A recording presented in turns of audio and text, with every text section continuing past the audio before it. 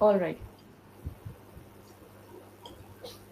Hi viewers, this is मेरी बाहा इमरान और आप देख रहे हैं डॉक्टर अभिषेक मिश्रा चैनल, मुजफ्फर भाई चैनल और बाहा इमरान चैनल। क्योंकि आज इस प्रोग्राम को रिकॉर्ड करने का मकसद बहुत सारी चीज़ों को आप लोगों के साथ शेयर करने वाले हैं। और हम स्पेशली वेलकम करना चाहेंगे मुजफ्फर चौधरी को, क्योंकि आज बहुत ही अरसे बाद उन्होंने हमें ज्वाइन किया है और कुछ लेटेस्ट अपडेट के साथ और कुछ बड़ी न्यूज़ के साथ इनसे जो है गुफ्तगू करेंगे। तो मुज़फ़्फ़र भाई, आपका बहुत शुक्रिया कि आपने हमारे व्यूअर्स के लिए स्पेशली जो है वो टाइम निकाला। जी, बहुत शुक्रिया रिबाहा जी, और बहुत शुक्रिया हमारे जो प्यारे भाई हैं डॉक्टर अभिषेक सर। आप दोनों का बहुत शुक्रिया, आपने मौका दिया और बहुत ही अच्छा लगा। बहुत एक ये समझे कि लोग कुछ क्रिटिसाइज़ भी करते हैं, लेकिन पसंद भी करते हैं कि ये तीनों इकट्ठे हों, तो कुछ अच्छी गपशप भी हो जाती है और कुछ हम भी डॉक्टर साहब से सीख लेते हैं। तो आपका बहुत शुक्रिया, thank you. Thank you so much. और डॉक्टर मैं साहब, भी आपका भी यहाँ आप लोग बहुत-बहुत से सीखने शुक्रिया। आता हूँ। थैंक यू एंड नहीं आई एम डॉक्टर हियर साहब, आल्सो। ऐसी बात नहीं है, लेकिन बात ये है कि बात तो कुछ भी नहीं है। बहुत-बहुत शुक्रिया आपका। अच्छा ठीक है।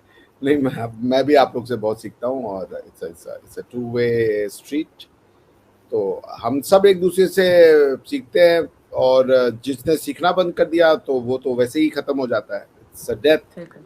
सो I am here to learn from all of you. मैं नहीं मानता कि एज या पढ़ाई लिखाई से कोई किसी से सीखता है। सीखने का मन होना चाहिए, मनुष्य सब सीखता है। जी, और धन्यवाद विभा जी सर, कि आपने मुझे बुलाया और इसको होस्ट कर दिया आप। Thank you. Thank you so much sir. और सबसे पहले बात आप भी बताइए, कल आपके साथ बड़ी ट्रेजेडी हो गई थी। जानना चाहेंगे, आपके दर्शक भी जानना चाहेंगे। कल आप एकदम घंटों तक रोती रहीं और वो क्या हुआ था आपके साथ, बताएं दर्शकों को।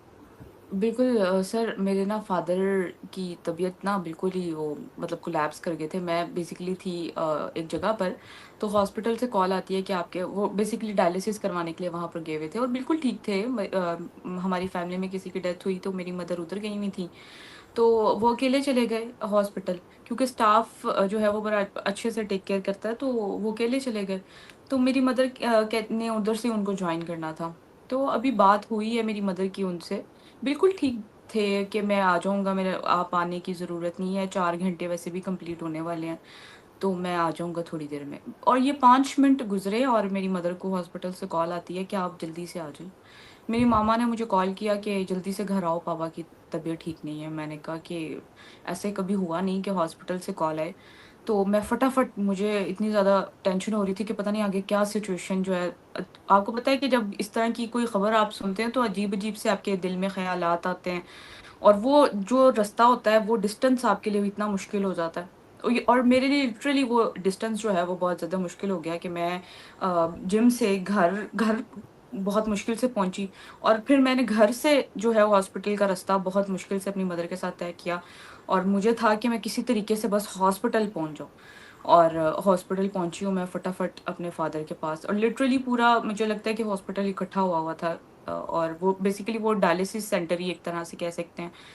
तो मैं वहाँ पे गई हूँ, तो मैंने देखा, मेरी हिम्मत नहीं हो रही थी कि मैं वो दरवाज़ा डायलिसिस वो जो एक जहाँ पर सारे मरीज़ होते हैं डायलिसिस पेशेंट, और मतलब मैंने बहुत हिम्मत करके वो डोर खोला, और मेरे फादर को आगे ऑक्सीजन लगी हुई थी। उन्होंने पूरा वो एक सेटअप रखा हुआ था, और उन्होंने मतलब इतनी ज़्यादा उनको चीज़ें लगाई हुई थी, और मुझे फिर बताया उन्होंने कि इनकी साँस बिल्कुल बंद हो गई थी और ये बिल्कुल बेहोश हो चुके थे, आँखें वाइड हो गई थी, और जो सराउंडिंग में डायलिसिस पेशेंट थे ना, और मज़ीद भी, वो भी कहते हैं कि उनको, मेरे फादर को बिल्कुल ठीक थे, बिल्कुल ठीक, मतलब लेटे लेटे हुए, मतलब बैठे हुए थे, तो बिल्कुल ठीक टीवी देख रहे हैं, उधर भी लेटे-लेटे डायलिसिस करवाते हुए, साथ मोबाइल यूज़ कर रहे हैं, कोई बिल्कुल कोई मसला नहीं था, और बिल्कुल एक्टिवली वहाँ पे गए हैं।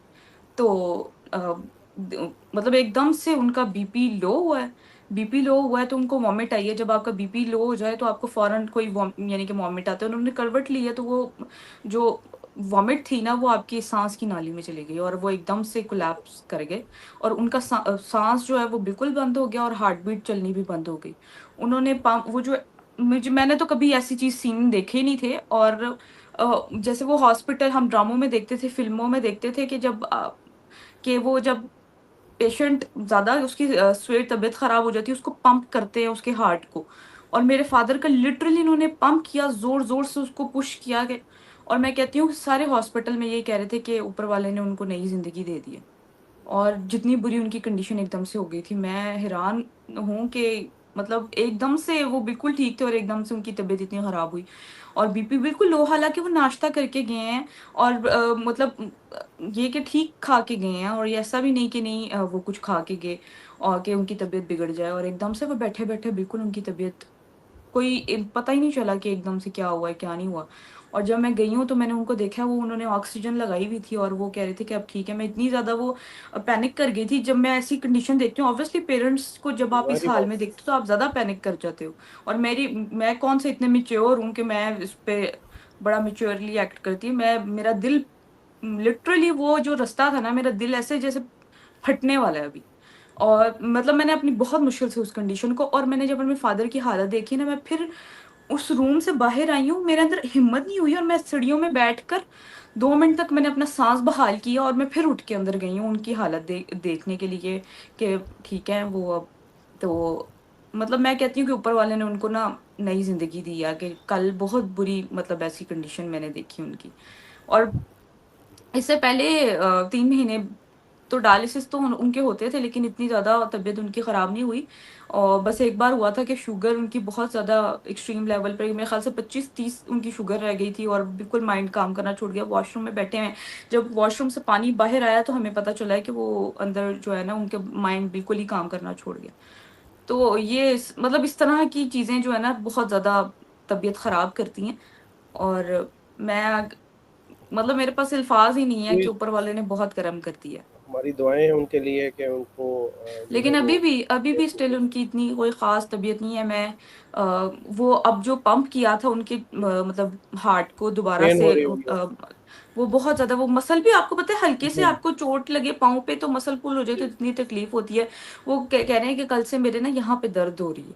तो मैं यही कह रही थी कि आज जरा या तो टेस्ट करवा लें, किसी अच्छे स्पेशलिस्ट डॉक्टर को दिखा देते हैं कि आइडेंटिफाई हो जाए, क्योंकि उन्होंने तो वो ट्रीटमेंट करके कर दिया था। फिर मेरे फादर कहते कि नहीं घर चलो घर चलो। वो आपको पता है एक पेशेंट वो अपने जी अपने आप को उसे अलग ही तरीके से ट्रीट कर रहा होता है।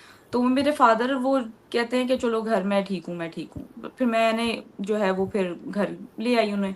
तो फिर शाम रात को कहते हैं कि अब चलते हैं, फिर मुझे मेरी तबीयत ठीक नहीं लग रही। फिर थोड़ी देर बाद कहते हैं कि रुको जो, मैं बेहतर फील कर रहा हूँ। तो मतलब इस तरह की उनकी कंडीशन आज भी मैं कह रही हूँ कि अब जरा दिखा दिया जाए तो बेहतर है।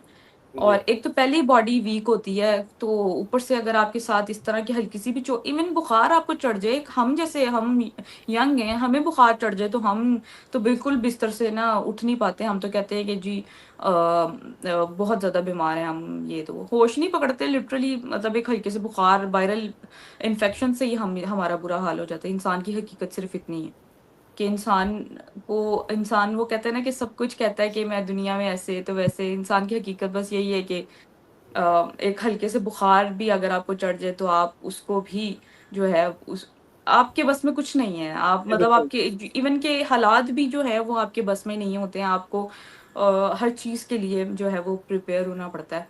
और जो कंडीशन मेरे फादर की है, मैं मेरे पास अल्फाज नहीं है कि मैं अब क्या ही कहूँ। क्योंकि माँ बाप एक ऐसी चीज़ है जिनका नेमुल बदल कभी भी नहीं हो सकता, कोई भी नहीं हो सकता, चाहे दुनिया का जो मर्जी रिश्ता हो। तो मैं बस यही दुआ करूंगी कि मेरे फादर की तबीयत बिल्कुल ठीक रहे और वो हमारे साथ ऐसे यानी कि उनका साया हमारे सर पे रहे। तो मैंने बहुत लंबाई, सॉरी मुझे पता नहीं चला, मैंने बहुत लंबाई बता दिया आपको, क्योंकि आई एम रियली सॉरी। जी तो ऐसा है कि हम टॉपिक की जाने बढ़ते हैं। जी आज हम जिस टॉपिक पे बात करने जा रहे हैं वो वर्ल्ड बैंक की एक रिपोर्ट सामने आती है, और ये एक रिपोर्ट जो सामने आई है उस पर डॉक्टर साहब का और मुजफ्फर भाई का एनालिसिस जानना चाहेंगे। लेकिन उससे पहले मैं आपको ये भी बताती जाऊं कि मुजफ्फर भाई ने भी एक चैनल बनाया है। उस चैनल के बारे में भी आज आपको इन डिटेल पर इस प्रोग्राम में बताएंगे। तो आपने लाजमी करना ये है कि उनके चैनल को सब्सक्राइब करना है, वीडियो को ज़्यादा से ज़्यादा उनकी शेयर करना है, ताकि उनके जो एक ब्लॉग हम सब का वैसे ब्लॉग हुआ है, हम सब ने नए नए चैनल्स बनाए हैं। तो मुजफ्फर भाई पहले तो आप जो गायब थे ना, ऑडियंस आपको बहुत ज़्यादा मिस कर रही थी, ठीक है। और हम जो इकट्ठे प्रोग्राम करते थे उस पे भी लोग आपको बहुत ज़्यादा जो है वो कह रहे थे कि जी। मुज़फ़्फ़र भाई को लेकर आए। लिटरली मैं आपको सच बता रही हूँ कि नीचे हम्म, लोग वाज़िया तौर पे कमेंट करके जाते थे कि मुज़फ़्फ़र भाई को बुलाएं, मुज़फ़्फ़र भाई को बुलाएं, क्योंकि हम अक्सर बैठकर यहाँ पर प्रोग्राम किया करते थे तो लोग जी। बहुत ज़्यादा मिस करते हैं। तो वर्ल्ड बैंक की इस रिपोर्ट को देखते हुए मुज़फ़्फ़र भाई आप क्या ओपिनियन रखते हैं? आपसे आगाज़ करेंगे क्योंकि आज आप हमारे बड़े स्पेशल गेस्ट हैं, बताइएगा और अपने चैनल के हवाले से भी बताइएगा। जी, बहुत शुक्रिया रिबाहा, और ख़ास तौर पर डॉक्टर साहब का भी। दोनों आप दोनों का मेरे बड़े ही प्यारे साथी हैं, बड़े प्यारे दोस्त हैं हम, और बड़े अरसे से हम इकट्ठे प्रोग्राम कर रहे हैं, और एक फैमिली की तरह हैं हम। मुश्किल वक्त में एक दूसरे का हाल चाल भी पूछते हैं, एक दूसरे को तसल्ली भी देते हैं। तो बहुत शुक्रिया आप दोनों का, आपने मुझे जो है वो मौका दिया और मोटिवेट किया। यकीन माने, मैं जब ये चैनल ब्लॉक हुए थे तो रिबाहा की मुझे बारहा कॉल आई कि मुज़फ़्फ़र भाई, आप क्यों हाथ पे हाथ रख के बैठे, क्यों नहीं आप वीडियो बना रहे। डॉक्टर साहब की भी कॉल आई, डॉक्टर साहब ने भी बोला कि भाई क्या बात है, वीडियो क्यों नहीं बना रहे, आप क्यों नहीं अपना काम कर रहे। तो ये समझे, आज दोबारा से मैं अगर आज आप सबके सामने हूँ तो ये मेरे साथ जो दो मेहमान बैठे हैं, ये उनकी वजह से हूँ। और चैनल वही है, परफेक्ट रिएक्शन के नाम से 2.0 साथ में लगा दिया है। चैनल का लिंक जो है वो डॉक्टर साहब के ये चैनल के ऊपर वो मैं डॉक्टर साहब को शेयर कर दूंगा, तो अगर डॉक्टर साहब मुनासिब समझेंगे तो उसको शेयर कर देंगे। इसी तरीके से रिबाहा के चैनल पर भी, और बाद में फिर मैं अपने चैनल पर ये वीडियो डाल दूंगा। तो टॉपिक की तरफ मेरे ख्याल बढ़ते हैं। तो ये न्यूज़ जो है वो वर्ल्ड बैंक की है। वर्ल्ड बैंक ने जो पाकिस्तान के बारे में बताया कि पाकिस्तान में जो गुर्बत की शरह है वो काफ़ी ज़्यादा बढ़ चुकी है। 16% तकरीबन लोग वो हैं कि जो जिनकी जो इनकम है वो $3 से भी कम है। $3 से मुराद ये है कि 280 रुपये का डॉलर है, और ये कम मेरे ख्याल में कुछ 700 साढ़े 700 रुपये बनता है पाकिस्तानी। अब 750 रुपये में अगर डेली एक बंदा घर में लेके आता है तो उससे क्या होता है, रिवा आप भी जानती हैं और मैं भी जानता हूँ कि 750 में अगर देखा जाए तो 1 किलो जो डालडा घी है वो 550 रुपये किलो है, और उसके साथ में 1 किलो चीनी, ये दो चीज़ें आएंगी। 1 किलो चीनी आ जाएगी और एक डालडे घी का पैकेट आ जाएगा। अब दो ये चीज़ें बंदा खरीद सकता है, आटा कहाँ से लेगा, दालें कहाँ से लेगा, सब्ज़ी कहाँ से लेगा, और जो घर के अखराजात है वो कैसे पूरे करेगा। तो ये तो हो गया ये जो बिल्कुल लोअर क्लास है। बाकी 42% वो लोग हैं कि जिनके पास कुछ हालात बेहतर है लेकिन फिर भी वो गुर्बत की शरह से नीचे हैं। 42% उनमें वो लोग हैं जो दरमियाना तबका, जो लोअर मिडिल क्लास, हम जैसे लोग, कि जिनके पास अगर वो एक वक्त का खाना बना लेते हैं तो दूसरे वक्त की फ़िक्र पड़ी होती है, अगर एक दिन का बन जाता है तो अगले दिन की फ़िक्र होती है, अगर बिजली का बिल आ गया तो उसके लिए टेंशन होती है, बच्चों की फ़ीसें आ गई वो प्रॉब्लम है।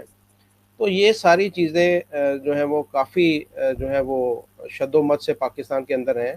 तो वजूहात तो आपको सबको पता है कि उसकी वजूहात क्या है। एक तो ये है कि जो इकोनॉमिक इंस्टेबिलिटी होती है, कि किसी भी मुल्क की अगर इकोनॉमिक इंस्टेबिलिटी हो, वहाँ पर रुपए की कदर में कमी जैसे हो जाती है, हमारे बेरोज़गारी में इजाफ़ा होता है, नौजवान जो है वो बहुत ज़्यादा पढ़ लिख गए हैं लेकिन उनको जॉब्स अपॉर्चुनिटीज़ नहीं है, वो कोशिश कर रहे हैं मुल्क से बाहर चले जाएँ। महंगाई में इजाफ़ा, जैसे कि हमने देखा कि खाने पीने की चीज़ों में बहुत ज़्यादा इजाफ़ा हो गया है। उसके साथ-साथ जो मैं समझता हूँ कि पाकिस्तान के अंदर जो लोग हैं वो स्किल्ड लोग नहीं हैं। ज़्यादा वो अ, या तो सिर्फ़ सिंपल पढ़ लेते हैं या अनपढ़ हैं बस। उसके साथ-साथ कुछ स्किल नहीं है, कुछ जो टेक्निकल एजुकेशन होती है, जो इस तरह के वो चीज़ें वो नहीं है यहाँ पर। उसकी वजह से ज़्यादा गुर्बत है। एक जो मैंने अभी रिसेंटली जो मैंने देखा है कि क्या मसला बना है, कि पाकिस्तान के अंदर जो एग्रीकल्चर का जो शोबा है वो ज़वाल पज़ीर है पिछले कुछ अरसे से, कि वो खादें महँगी हैं, उसके साथ-साथ बिजली के बिल बहुत ज़्यादा, अगर किसी ने ट्यूबवेल वगैरह लगाया हुआ है तो वो बिजली के बिल ज़्यादा हैं। उसके साथ-साथ जो पेस्टिसाइड्स होती हैं, जो ऊपर स्प्रे वगैरह और वो चीज़ें, वो बहुत ज़्यादा महँगी हैं। डीज़ल महँगा है। लेकिन उसके बाद में जब वो मंडी में चीज़ें लेके जाते हैं तो वहाँ पर रेट नहीं मिलता। अभी आपको मैं बताऊँ कि प्याज जो है वो आज से 2 माह पहले 200 रुपए किलो था। अब मैं देख रहा था कि 500 रुपए का मन है यहाँ पे। तो उस हिसाब से देखें, खर्चा लोगों ने बहुत ज़्यादा किया, उसके ऊपर खर्चा तो हो ही जाता है। अगर आप 14,000 रुपए की डीएपी खरीदेंगे, उसके साथ में 3-4 हज़ार रुपए की आप जो है वो यूरिया खरीदेंगे, और उसके बाद में स्प्रे हज़ारों रुपए महंगी स्प्रे करेंगे, 280 रुपए पर लीटर डीजल खरीदेंगे, तो आप कैसे फिर सरवाइव कर सकते हैं कि 10 रुपए किलो या 8 रुपए किलो आप प्याज वो बेच बेच सकें। गंदम देखें, गंदम का रेट इस दफ़ा जो है वो 1800 रुपये मन रहा है, जबकि पिछले साल 4,000 रुपये मन था। खर्चा उतना ही है, चीज़ों के रेट जो है वो कम हो गए हैं। तो इस वजह से जो ज़रूरी शोबा जो है वो उसकी वजह से भी ये प्रॉब्लम हुई है। करप्शन, आपने देखा कि हमारे मुल्क के अंदर जो है वो करप्शन के बहुत ज़्यादा प्रॉब्लम है। कोई भी जो है हमारी हुकूमत होती है, उसमें जो वसाइल का गलत इस्तेमाल होता है, अपने अजीज़ों अकारब को ज़्यादा बांटा जाता है, अपने मर्ज़ी के लोग भर्ती किए जाते हैं। तो उसकी वजह से फिर जो अभी हमने देखा कि ये जो कुछ लोगों की मदद के लिए ये बेनज़ीर इनकम सपोर्ट प्रोग्राम बनाया, तो वो उसमें जो अमीर लोग हैं वो भी वो साथ में वो हासिल कर रहे हैं, गरीब तक वो जो इमदाद है वो पहुंचती ही नहीं है। पॉलिटिकल इंस्टेबिलिटी है, जैसे कि हमने देखा इमरान खान काफ़ी अरसे से पाकिस्तान के अंदर वो जेल के अंदर पड़े हैं, और मुल्क का जो ज़्यादातर ये शोर लोग हैं किसके वो मुज़फ़्फ़र भाई? जी आपकी तरफ से शोर आ रहा था, शायद अब ठीक हो गया। अब ठीक है। जी हाँ जी, अब सही है। हल हल्की-हल्की सी अभी भी डॉक्टर साहब आपको भी अब ठीक है। मैं फ़ैन की आवाज़ थोड़ी सी फ़ैन कम कर देता हूँ। अच्छा, तो ये पॉलिटिकल इंस्टेबिलिटी है यहाँ पर पाकिस्तान के अंदर। इमरान खान की पार्टी जो है वो जो है उसकी वजह से वो मसाइल का शिकार है कि लोग ये समझ रहे हैं कि उनके वोट का उनको जो है वो नहीं मिला, कि वो उनकी हुकूमत बननी चाहिए थी। आबादी में बहुत ज़्यादा इजाफा हम देख रहे हैं कि पाकिस्तान में जो है वो आबादी में इजाफा इतनी तेज़ी के साथ हो रहा है कि वो एक एक जो घर है, एक एक जो मियाँ बीवी हैं, उनके 6-6 8-8 बच्चे हैं, कोई उनकी ये कोशिश नहीं है कि वो अपने कंट्रोल कर सके। और सबसे बड़ी बात जो है कि ये कर्जा जो है, ये आईएमएफ है या वर्ल्ड बैंक है, और ये जो हमारे ऊपर ये अपनी मर्जी के कर्जे, और उसके साथ साथ चाइना से जो हम बहुत ज़्यादा महंगा कर्जा ले रहे हैं, हम दूसरे मुल्कों से बहुत ज़्यादा महंगा कर्जा ले रहे हैं, तो वो कहाँ से करना, वो सारा का सारा जो प्रेशर है, वो सारा का सारा जो चीज़ें हैं, वो एक आम जो बंदा है, वो आम जो उसके ऊपर वो सारी वो चीज़ें आ रही हैं। तो उसी वजह से अब मैं जब देखता हूँ कि यहाँ पर एक आम मजदूर जो है उसकी दिहाड़ी जो है वो 700-800 या मैक्सिमम 1,000 रुपये तक उसकी दिहाड़ी होती है। तो 1,800 या 700 में क्या वो सरवाइव करेगा, कैसे वो अपने बीवी बच्चों को और अपने घर को लेके चलेगा। तो मेरे ख्याल में ये इसके ऊपर सीरियसली एक्शन लेने की ज़रूरत है। खुदकुशियाँ हो रही हैं, मैं देख रहा हूँ कि पाकिस्तान के अंदर दोबारा से वो काम जो है खुदकुशियों का वो शुरू हो गया है। तो ये हमारे हुक्मरानों को सोचना चाहिए अपनी आवाम के बारे में, और जो मसले हैं वो हल होने चाहिए। इसका शिकार मैं भी हूँ, आप भी हैं रिबा, हम सब हैं, कि अगर हमारे लिए कोई अपॉर्चुनिटीज़ यहाँ पर क्रिएट होगी हमारे बिज़नेस के लिए, हमारे और सारी चीज़ों के लिए, तो पूरा मुल्क खुशहाल होगा। लेकिन उस तरफ अभी तवज्जो नहीं है। सारे के सारे इदारे जो हैं वो करप्शन की नज़र हो रहे हैं। रेलवे है, पीआईए है, या और जितने भी इदारे हैं वो सब के अंदर करप्शन है बहुत ज़्यादा, और वो जो है वहाँ पर सारी इस तरह की चीज़ें चल रही हैं कि जिसकी वजह से मुल्क जो है वो तरक्की नहीं कर रहा। जी रिबा। बहुत शुक्रिया मुज़फ़्फ़र भाई कि आपने अपने ओपिनियन का हमारे सामने, हमारे व्यूअर्स के सामने रखे। और अब हम अपने दूसरे गेस्ट की जानिब बढ़ते हैं। डॉक्टर साहब, thank you so much once again. और क्या आप इस रिपोर्ट को देखते हुए जो वर्ल्ड बैंक की आई है, उस पर आप क्या कहना चाहेंगे? प्लीज़ बताइएगा हमारे व्यूअर्स को, उसका बैकग्राउंड बताइएगा। देखिए, सबसे पहले तो वेलकम मुजफ्फर भाई, और थैंक यू रिबा जी कि आप लोग आए। और हमारी प्रयास यही है कि जो मिसअंडरस्टैंडिंग है एक समाज को न समझने की, वो बातों के द्वारा हम एक दूसरे को समझाएं। तो यही हमारा प्रयास है। और आने वाली जो जनरेशन्स हैं वो समझेंगी एक दूसरे को, तो वो शिकार कम होंगी प्रोपोगेंडास का, झूठ का, एक दूसरे को जानेंगी, तो इसके चांसेस बहुत कम हो जाते हैं। तो होप कि ये हो और किसी भी तरीके का अच्छा ही हो दोनों देशों में, यही हमारी तमन्ना है। तो देखिए, सबसे पहले तो पाकिस्तान की जो दशा है वो आपको सोचनी पड़ेगी। पाकिस्तान की समस्या बहुत विकराल है। आने वाले समय में इसको बातों से, वाक्पटुता से और जिसे कह लीजिए प्रोपोगेंडा से आप इसको नहीं ठीक कर पाएंगे। 16.3% लोग एक्सट्रीम पॉवर्टी का शिकार है। एक्सट्रीम विच मीन्स कि वो $3 से कम पे गुजारा करते हैं। पाकिस्तान में $3 मतलब $750 के करीब हो जाएंगे, यही होगा, या $800 हो जाएंगे। अब आप ही लोग बता सकती हैं कि क्या एक परिवार $800 में चल पाएगा, या एक इंडिविजुअल जो है वो $800 में क्या कर सकता है? आज की डेट में कुछ नहीं कर सकता। सर सॉरी मैं आपको इंटरप्ट कर रही हूँ। ये 800 की आपने बात की, तो मैं आज क्योंकि मेरे फादर की तबीयत ठीक नहीं है, तो मेरी मदर ने मुझे कहा कि आप बाहर जा रही हो सामान लेने के लिए, तो पापा के लिए फ्रूट्स ले आना। तो आलू बुखारा जो कि एक फ्रूट है, उस यहाँ पर उसकी कीमत 1 kg का मतलब ₹500 1 kg है। तो आप सोचें कि गरीब आदमी क्या अब फ्रूट्स भी नहीं खा सकेगा, जो कि 800 भी अगर कमा रहे हैं, और जो नहीं भी कमा रहे हैं सर, जिनकी मैं कहती हूँ कि जो नहीं भी, जिनके घर में 800 कमाने वाला भी कोई नहीं है, तो वो बेचारे क्या करेंगे। मैं आपको एक छोटी सी फ्रूट की एग्जांपल बता रही हूँ, उनके रेट्स बता रही हूँ। और और उसके अलावा आड़ू इतना महंगा है, वो भी 500 1 kg 500 का। तो मैं हैरान हूँ कि इतने महंगे हैं यहाँ पे फ्रूट्स भी, कि कोई बेचारा गरीब आदमी कैसे वो एक फ्रूट्स भी जो है वो अफोर्ड कर सकता है किसी मतलब इस तरह। तो मैं ये जहाँ पर आपकी रोटी, कपड़े, मकान और ये यानी कि जो एक रोजमर्रा की बेसिक नीड्स हैं, रोटी, वो नहीं अगर आपकी पूरी हो रही, तो फ्रूट्स तो बहुत दूर की बात है। तो वो बेचारे यहाँ पर जो गरीब लोग हैं, तो उनके लिए तो बहुत मुश्किल है सर्वाइवल। तो मैं ये बस बात रखना चाहती थी। प्लीज सर आप कंटिन्यू जी करें। देखिए, वही तो मैं कह रहा हूँ ना, 16 यानी कि हर जो चौथा आदमी है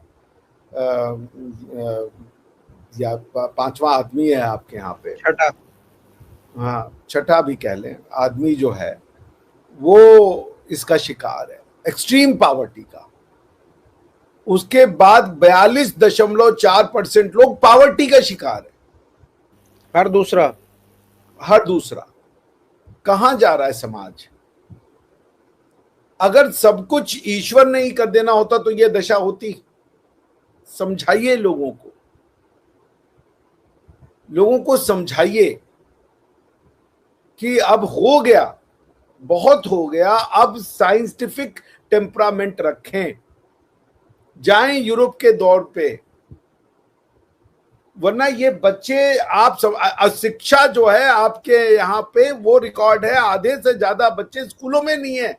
ये बच्चे जो स्कूल नहीं जा रहे हैं, इनको खाना पीना ये सब कोई स्किल नहीं आती है, क्या करेंगे? सड़कों पे स्नैचिंग की नौबत आएगी, आप देखिएगा। ये हालत भयावह है। और जो रिपोर्ट है यूनाइटेड नेशन की, उसको पढ़ा तो मैं हैरान हो गया। आप समझ लीजिए, आपकी इकोनॉमी जो है वो सिर्फ लोन से चल रही है, और वो लोन दो तरीके के, एक तो वो जो आपको दूसरे देश दे रहे हैं, और दूसरा जो कि फाइनेंशियल इंस्टीट्यूशन लाइक IMF वो दे रहा है। इनसे मांग करके आप देश चला रहे हो।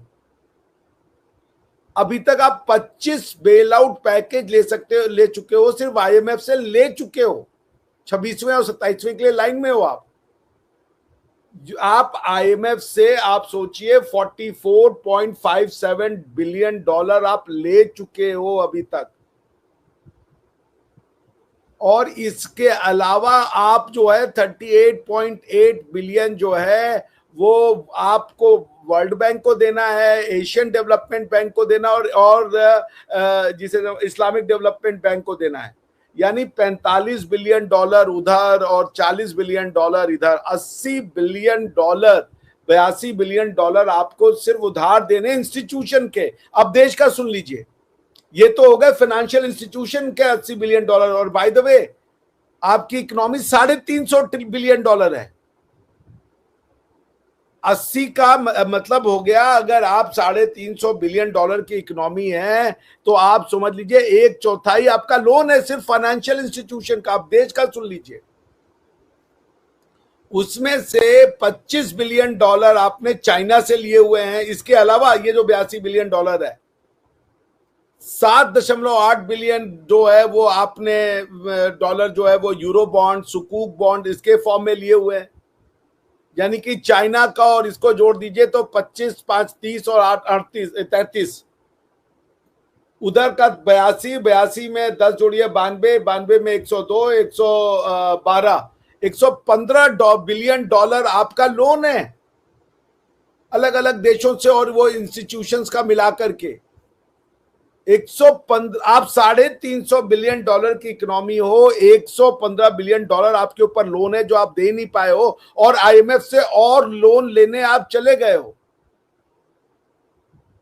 आपकी कंट्री 40% जो है वो आपकी जो इनकम होती है, यानी मान लीजिए आप 1000 रुपए कमाती हैं तो आप 400 रुपए तो तुरंत उधार का जो लिया हुआ है वो बनता है उसका। आपकी डेट सर्विसिंग सोचिए, ये कंट्री किसी भी तरीके से इकोनॉमिक साइंटिफिक प्रिंसिपल के आधार पर ये चल नहीं सकती। कितना भी आप अपने रिलीजन को सुपर में मान लें, ये नहीं चल सकता, ये अनवायबल हो जाएगा।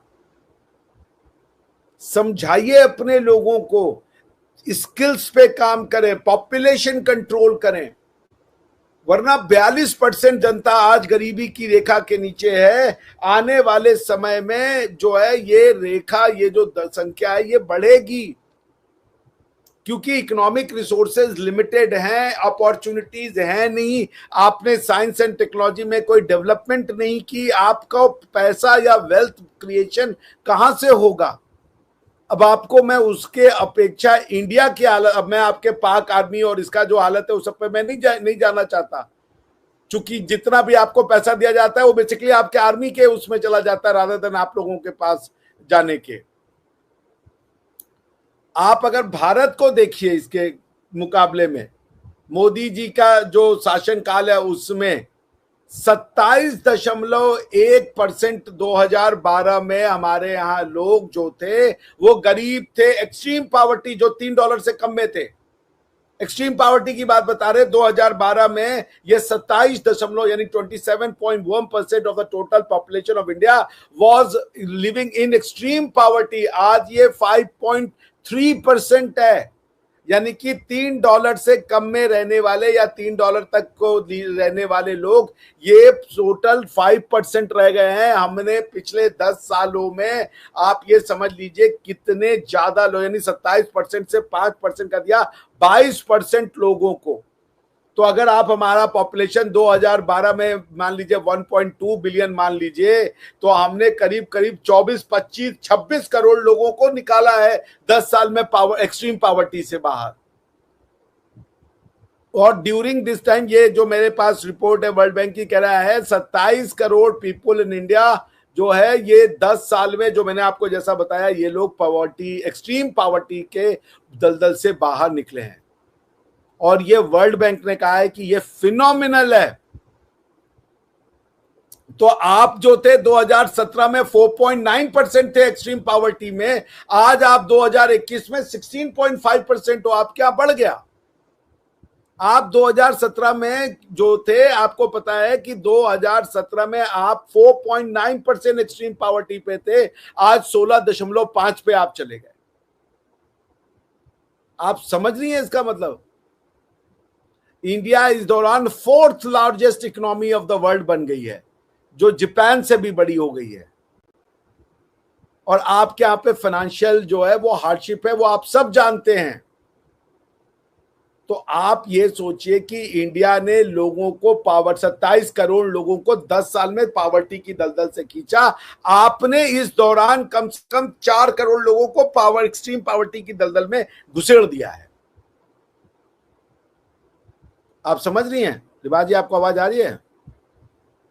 जी सर, आ रही है। तो मेरे कहने का ये मतलब है कि आप इस इक्वेशन को समझती जाइए। ये 10 साल में खाने के पैसे नहीं होंगे, समाज में सिक्योरिटी नहीं हो सकती, भूखे पेट कोई सिक्योरिटी नहीं होती, लोग एक दूसरे के समझ लीजिए पॉकेटों में हाथ मारेंगे, सिविल वॉर हो जाएगा। इसलिए होश के नाखून लीजिए और इन सब का आपकी सारी समस्या का एक सलूशन है, एक शब्द में, झूठ से आप पिंड छुड़ाइए। झूठ से पिंड छुड़ाइए। कोई आपसे नहीं करा रिलीजन से पिंड छुड़ाने को। जिद ऐठ ये आपके लोगों की गरीबी का कारण है। दुनिया में आप चाइना को, कल ही मैं आपके साथ था, चाइना ने इतने लोगों को निकाल दिया, इतने लोगों को, हम सब लोग गरीबी से निकाल रहे हैं। पाकिस्तान इकलौती ऐसी कंट्री है जिसने लोगों को गरीबी के अंदर फेंक दिया है। पूछिए तो अपने जो आपके लोग हैं जो इसके लिए जिम्मेदार हैं कि ये क्या कर रहे हो आप। सिचुएशन बहुत बहुत खराब है।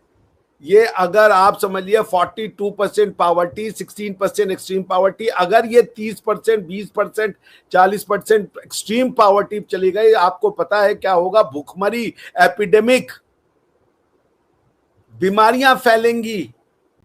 ये बात याद रखिए। ये वर्ल्ड बैंक की रिसर्च में आता है, जिसके लिए नोबेल प्राइज मिला था इकोनॉमिक स्टडीज के लिए। Extreme poverty causes epidemic.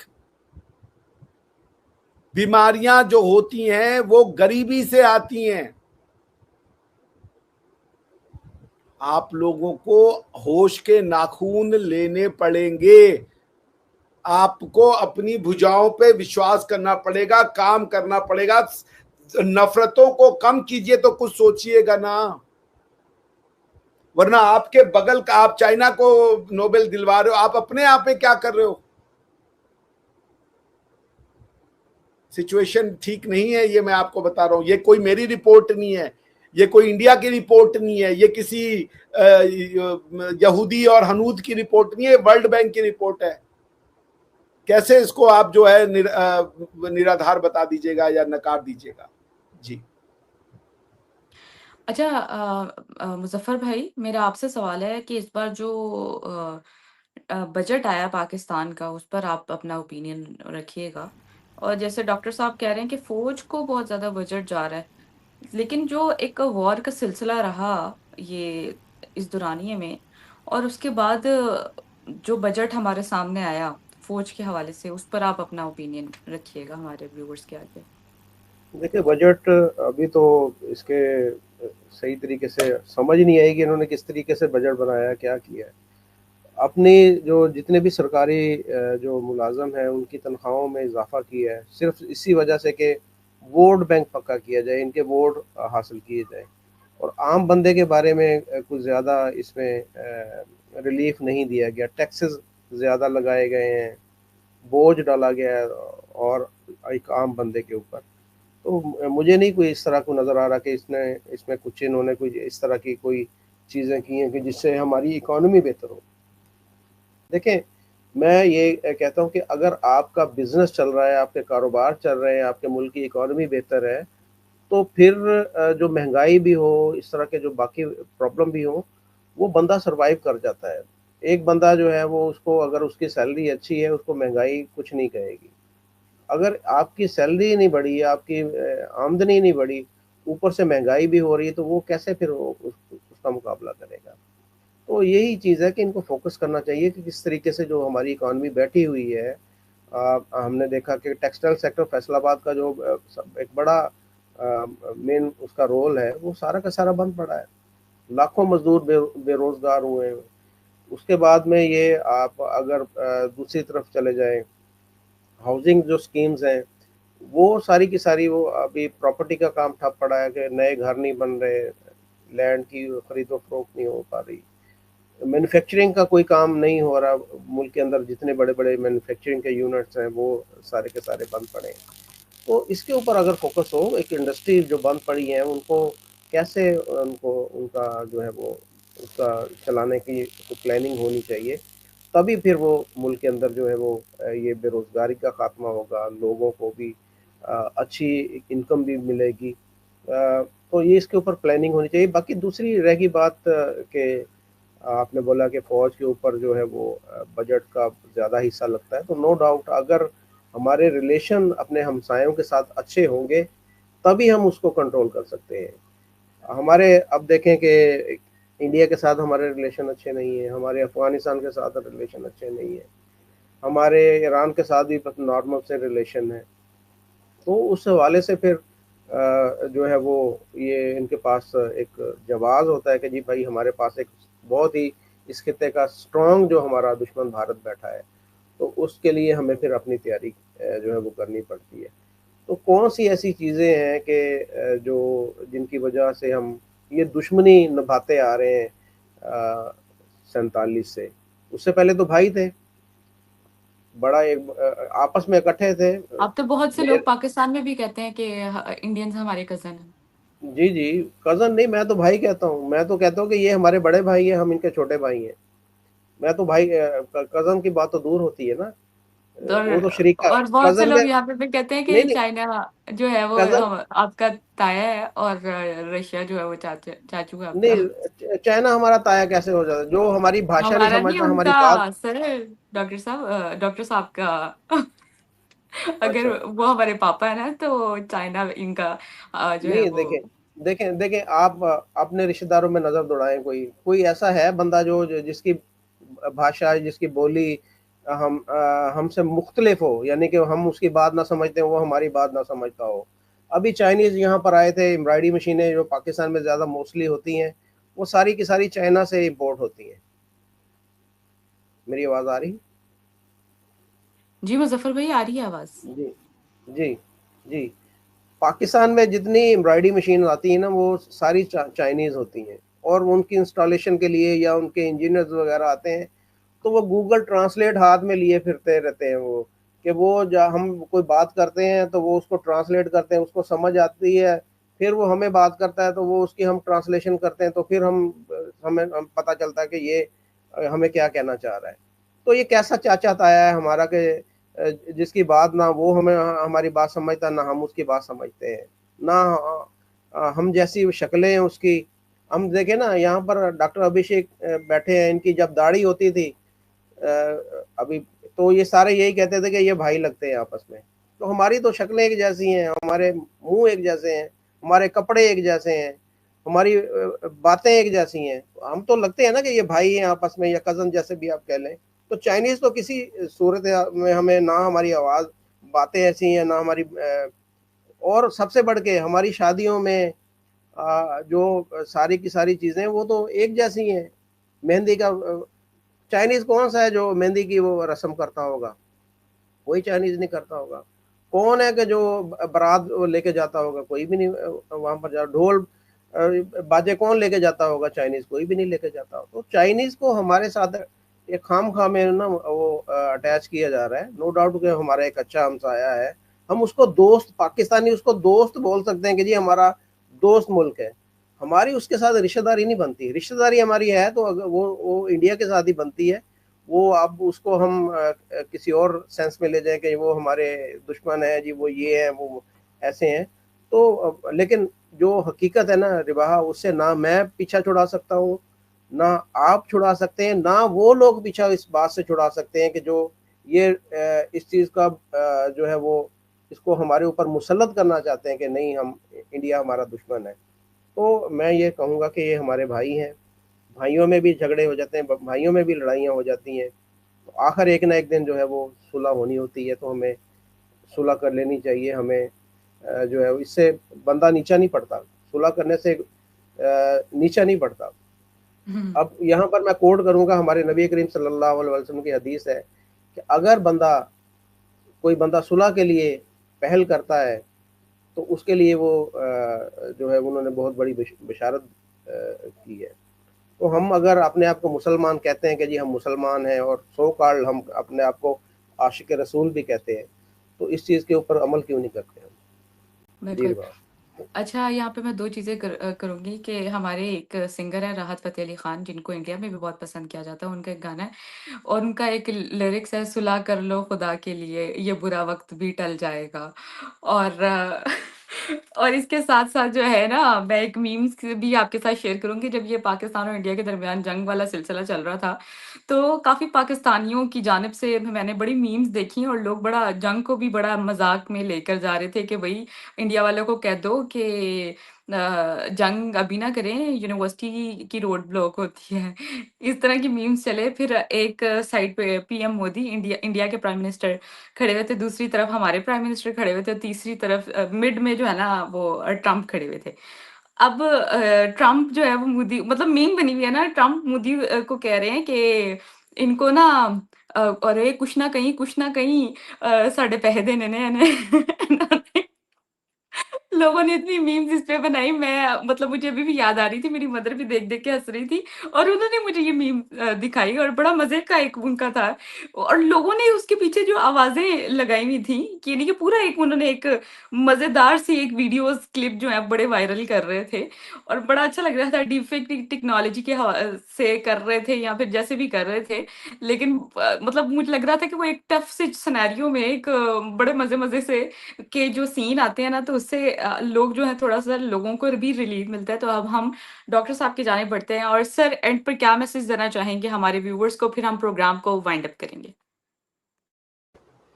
देखिए, ठीक है, मैं आप लोग की बात समझता हूँ और ये मीम्स को देखिए, आपको अगर इश्यूज को सॉल्व करने हैं, उसके क्रक्स में है डिस्ट्रस्ट। जैसे हमारे यहाँ ये है मानना कि अगर पाकिस्तान से आप सुलह कर लें तो वो सुलह से आपका नुकसान होगा। ये मुजफ्फर भाई जैसे लोग हैं, आप जैसे लोग हैं, इनको समझना पड़ेगा, क्योंकि मानसिकता अब ये बन चुकी है। उसका रीजन ये है कि ये सुलह इसलिए होगा कि हम थोड़े तगड़े हो जाएं, और जब हम तगड़े हो जाएंगे तो फिर हम जो है जी गजवाइन करने आ जाएंगे। आप समझिए, और ये एक रियल वरी है। तो पाकिस्तान का जो ये मजहबी जनून है, ये भारतवर्ष के लिए एक खतरा है, एग्जिस्टेंशियल क्राइसिस है। नॉर्मल होता है भाई, कोई ठीक है, हमारा मजहब आपका मजहब है, कोई दिक्कत नहीं, पर यहाँ पे ये है कि भी हमें इनको मिटाना है और अपना बढ़ाना है और ये करना है। जब तक इससे ये पाकिस्तान दूर नहीं जाता, पाकिस्तान अपनाता नहीं है अपनी आइडेंटिटी को कि हम कौन हैं, कजन, भाई, बहन, ये सब। देखिए, एक यहूदी और मुस्लिम तो कजन हो सकता है, पर हम आप कजन नहीं हैं, हम आप एक ही लोग हैं, एक ही परिवार हैं। आपको ये समझना पड़ेगा, क्योंकि वो पैट्रियार्की से निकालते हैं ना, अब्राहम, उनके बेटे आइजैक और ये और मोसेस, ये उनकी पैट्रियार्की से वो कजन्स का सिस्टम निकालते हैं। तो यहूदी और अरबी, मुस्लिम नहीं, यहूदी और अरबी कजन है। हम आप कजन नहीं हैं, हम आप एक ही संतान हैं, एक ही भाई बहन है। तो पाकिस्तान को मजहब के क्वेश्चन को डील करना पड़ेगा। इसको हम अंडर द कारपेट करके नहीं जा सकते। उसका एक ही तरीका था कि भारत में कम्युनिस्ट थॉट प्रोसेस हावी हो जाती, और वो हुआ नहीं, लोगों ने उसको रिजेक्ट कर दिया। कांग्रेस और ये टाइप की जो मानसिकता थी, इसको लोगों ने रिजेक्ट कर दिया। लोग जैसे जैसे जुड़ेंगे, सो पाकिस्तान को एक मॉडरेट रूप लेना पड़ेगा। जैसे तुर्क है, तुर्क अपनी आइडेंटिटी को डिनाई नहीं करते, तुर्किश भाषा को डिनाई नहीं करते, तुर्किश हेरिटेज को डिनाई नहीं करते। वैसे ही आपको कुछ बनना पड़ेगा, वरना ये हम जैसे लोग का भी, मुजफ्फर भाई भी ध्यान देंगे, मैं इस पे ये बोलूंगा, हम जैसे लोग का भी ये मानना है कि भाई आपको हम ट्रेड करवाएं, और कल को यदि आपके सामने क्वेश्चन आए कि भैया हमको रिलीजन का साथ देना है या इंडिया का साथ देना है, तो आप कहां खड़े होंगे? वो तो हमारे लिए खतरा बन जाएगा। इसलिए हम ये कह रहे हैं कि एक रास्ता निकालिए बीच का, जो आपके रिलीजन की जो आइडेंटिटी है और जो आपकी हेरिटेज है भारतीय, हिंदू, वैदिक, इनके बीच में कुछ सामंजस्य बनवाइए, तब जाके लोगों को भरोसा होगा। आप कैसे ये करेंगे, ये आपकी समस्या है, ये हमारी समस्या नहीं है। जैसे हमारी समस्या क्यों नहीं है, क्योंकि हम कहते हैं भाई आप हमारे ही परिवार में कोई मुसलमान है तो होगा, क्या फर्क पड़ता है, हमारे लिए तो वो हमारे परिवार का हिस्सा है, क्योंकि हमें किसी चीज को रिजेक्ट नहीं करना। मगर क्या आप मुसलमान बनने के लिए होली, दीपावली, आपके कल्चर, आपके पंचांग, क्या इनका रिजेक्शन जरूरी है? अपनी ज्ञान परंपरा का रिजेक्शन करना जरूरी है? जैसे आप मुसलमान होकर के भी मेहंदी तो लगवा ही रहे हैं ना, क्या अपने कल्चर का रिजेक्शन जरूरी है? तो आप कैसे, जिसको रेनेसांस कहते हैं, कैसे अपनी हिस्ट्री और हेरिटेज को अपनी मजहबी आइडेंटिटी में, मुझे पता है कि पाकिस्तान को इस्लाम से दूर नहीं किया जा सकता, वो असंभव है, लेकिन पाकिस्तान का इस्लाम क्या रूप लेगा? क्या वो अफगानिस्तान के रास्ते पे चला जाएगा? आप वहां तो नहीं जाना चाहते कि भाई अफगानिस्तान का जो रास्ता है कि घरों में खिड़कियां भी चुनवा दो कि लड़की को कोई इधर से उधर ना देख ले, इस रास्ते पे तो नहीं जाना चाहते ना मुजफ्फर भाई या और लोग हैं। पाकिस्तान इस्लाम का एक मॉडरेट रूप लेना चाहता है, तो कितना मॉडरेट वो होगा और वो मॉडरेट कैसे होगा, ये आपको सोचना होगा। इसलिए भारत को ये यकीन दिलाना होगा, मुझे आपको ये यकीन दिलाना होगा, क्योंकि जब मैं आपके साथ आता हूं तो लोग क्यों गालियां देते हैं मुझे, वो आपको या हमें नहीं, वो पाकिस्तान को एक थ्रेट के रूप में देखते हैं। क्योंकि आपने क्या किया है और आपके समझ में नहीं आता कि आपने कहा कि हम मुगलों के इनहेरिटर हैं, यानी जो मुगलों ने किया वो सब हमने किया है, या जो भी इस्लामिक आक्रांताओं ने भारत में आके मंदिर तोड़ा, हमारी बच्चियों को उठा के मार्केट में बेचा और ये सब काम किया, आप कहते हो वो सब हमने किया है जी, वो हमारी अचीवमेंट्स है। ये बात मैं कह रहा हूं। तो मुजफ्फर भाई जैसे लोग जो हैं, जो हिंदुओं के लिए भी कर रहे हैं, अच्छे मुसलमान भी हैं, उनको बैठ के बड़ों को सोचना होगा कि आप कैसे वैदिक इस्लाम की तरफ जाएं, कैसे वेद और कुरान को आप सिंक्रोनाइज करें, क्योंकि वेद में पॉसिबिलिटी है, वेद किसी को कैंसिल नहीं करता। तो आप इसको कैसे सिंक्रोनाइज करेंगे, जहां आपको ये ना कहना पड़े ये हिंदू है, आपको ये कहना पड़े ये हमारा है, पंचांग आपका है, होली आपकी है, दीपावली आपकी है, दशहरा आपका है, हिंदुओं का नहीं है। ये संबंध आपके हिंदुओं से नहीं खराब है, संबंध आपके अपने से खराब है। वरना ये भी है कि लाहौर भगवान राम के बेटे लव का शहर है और वहां पे भगवान राम के नाम पे ग्रीटिंग ना हो, राम राम ना कहा जाए, ये तो बहुत अचरज की बात है। क्या आप रिलीजन के नाम पे दूसरे का इतिहास ले सकते हैं? नहीं ले सकते ना। आपने अरबी को अपनी लिंगुआ फ्रांका बना दी है, जो संस्कृत होनी चाहिए, या पाली, प्रकृत, जो भी है सब संस्कृति है, क सभी है। कुछ बातें सोचें। आपसे कोई नहीं कह रहा कि आप इस्लाम को छोड़ दें, मगर आपको यह सोचना है कि आप एक हिंदू मुस्लिम कैसे बनेंगे। हिंदू मुसलमान के बीच का रिलेशन नहीं है ये आपके बीच का रिलेशन है कि आपके अंदर का जो हिंदू है वो आपके मुसलमान के साथ कैसे हमआहंग होगा, कैसे वो सिंक्रोनाइज होगा, कैसे वो एसिमिलेट होगा, कैसे उसका मिलन होगा। जिस दिन आप ये कर देंगे, सच मानिए आपकी खून में है वो, क्योंकि आप सोने की चिड़िया थे। हजारों वर्षों तक आपके ऊपर और अटैक ही इसलिए हुए क्योंकि आपने वेल्थ बना के दिया, आपके पास विजडम है।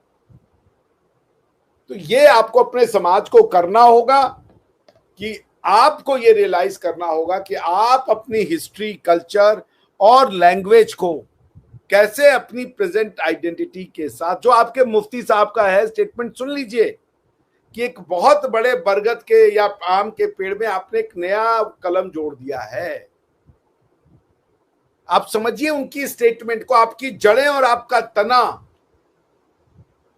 वो अगर बरगद का आम के साथ रिश्ता होता, हिंदू मुसलमान का रिश्ता, अरबों का भारत के साथ रिश्ता हिंदू मुसलमान का होगा, मगर पाकिस्तान का हिंदू से रिश्ता हिंदू मुसलमान का नहीं होगा। पाकिस्तान से हिंदू का रिश्ता उसका खुद से रिश्ता होगा। तो अपने मुफ्ती साहब की उस स्टेटमेंट की गहराई को समझिए। आप सब के अंदर एक हिंदू है। नमस्ते कहना, राम राम कहना, इसमें कैसे कोई और प्रॉफिट गलत हो जाएंगे या कैसे किसी भगवान को चोट लग जाए?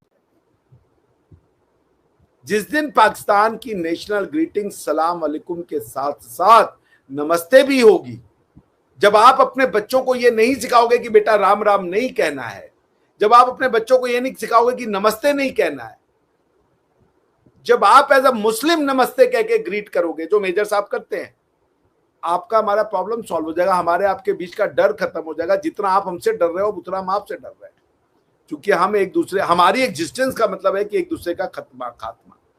इसलिए उसका एक ही सोल्यूशन है, कम्युनिस्टों पे मत जाइए, खुद को पहचानिए, वैदिक इस्लाम की ओर जाइए, मुफ्ती साहब की बात सुनिए, अपनी जड़ों और तनों को मत अलग समझिए। आपका जड़ और तना वही हम है। मैंने कहा हमारा आपका रिश्ता बरगद और आम का रिश्ता नहीं है, हमारा आपका रिश्ता टहनी और जड़ का रिश्ता है। I hope I make. Thank you so much. हमारा आपका रिश्ता बर्गर और चिप्स का रिश्ता है, जो कि कभी एक दूसरे से जुदा नहीं हो सकते, क्योंकि अगर बर्गर खाएंगे तो चिप्स भी साथ खाएंगे। हमारा आपका रिश्ता बर्गर और आलू की टिक्की का है, जिसके बिना बर्गर ही नहीं बनेगा। ठीक हो गया सर। तो इसी के साथ प्रोग्राम को वाइंड अप करते हैं। वंस अगेन आप सबसे रिक्वेस्ट है कि मुजफ्फर भाई के चैनल को ज़रूर सब्सक्राइब कीजिएगा। मुजफ्फर भाई के चैनल का जो नाम है वो है मुजफ्फर परफेक्ट रिएक्शन 2.0।